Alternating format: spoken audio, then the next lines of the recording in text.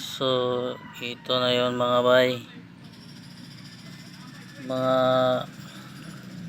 naukay namin na corals.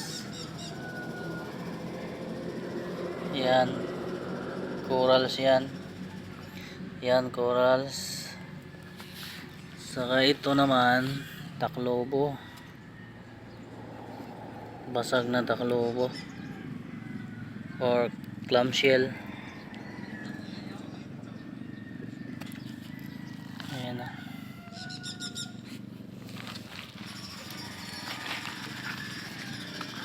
Meron pa dito napakagandang corals guys. Nakita ko yon kanina. Sana yon. Ito. Nandito lang pala. So yan. Kitang kita. Corals talaga yan.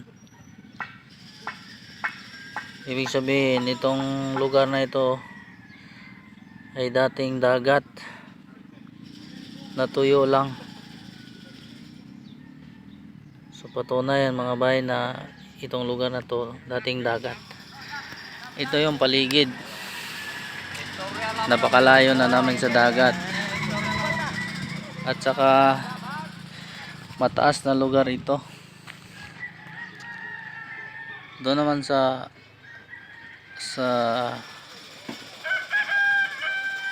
harap na yan, sa likod ng mga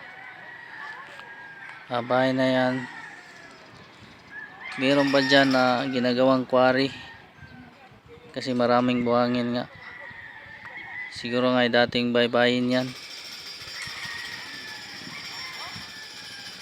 Ang sabi pa nga ay maraming buhangin, saka marami ding malalaking clamshell.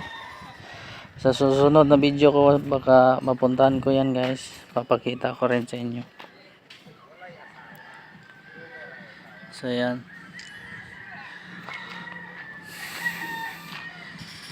yung sinasabi ko naman na quarry na yun guys ay mataas yun, mas lalong mataas yun kaysa dito, yung elevation nya, saka malayo pa yun. Ibig sabihin itong lugar na to ay mas malalim yung dagat dito nung araw.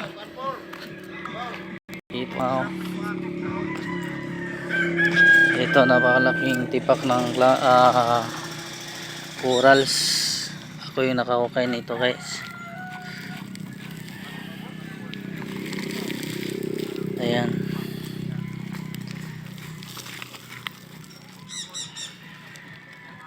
Gamit ko yung excavator, nahukay ko to. So yan, corals yan guys.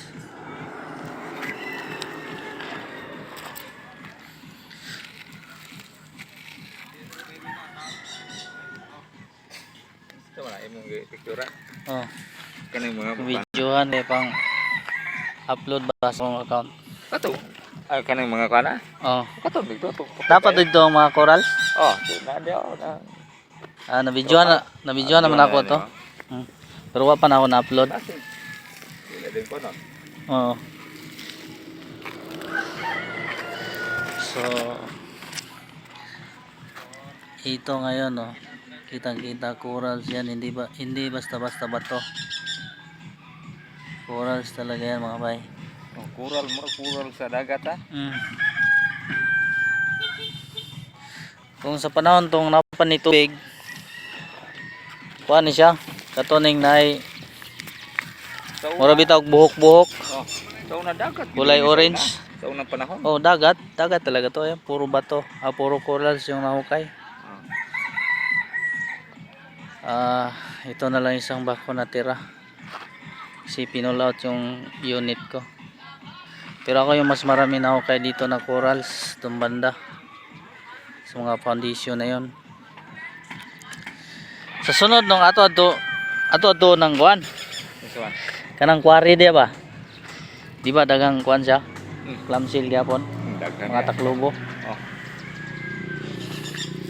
So yun, ito pa guys. Ayun.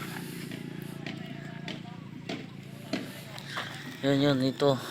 Kanang panay Ito, parang kristal ito pagka pinutol mo eh. Itong ganito. Parang kristal yan siya. Yan, napakagandang klaseng corals oh. Wala eh. Nasira namin kasi kailangang sirain para pagtayo ng building. Ni perlas to akong magulang nga lingen murag bula. Kung perlas, pwede ni mo na sa mga kuan. Sa Central Bank pwede na sila ana. Upali. Perlas nga murag bula. Or sa pawn shop. Kunsa. Hmm. Amo nang giatok Palawan dili sila. Kay walay permit. Wala mo gi kapilis ko na. So ayan oh. Pakalaking corals. Talagang binukod ko ito mga bay kasi parang nanginaya ako kung tabunan ko lang dito sa malaking stockpile na to. Balik na rin natin. Yun. Kitang-kitang bulaklak. Yun oh.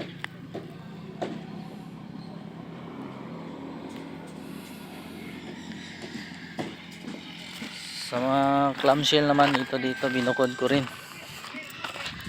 Nandun pa sa may parkingan namin. Ito na basag yung iba. Kalaking clamshell na. Taklobo. Taklubo kanay mga taklubo magyud siya. Taklobo. Yun. Pasag na.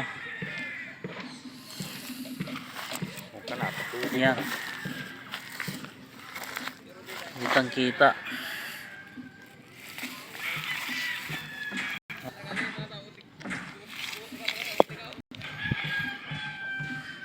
Ito yung mga binibili dati. Binibili ng mga taga-ibang bansa. Ang 1 kilo yata ay 15,000. Kaso nga lang nung natunugan ng dinar, pinigilan nila. Bawal na magbenta.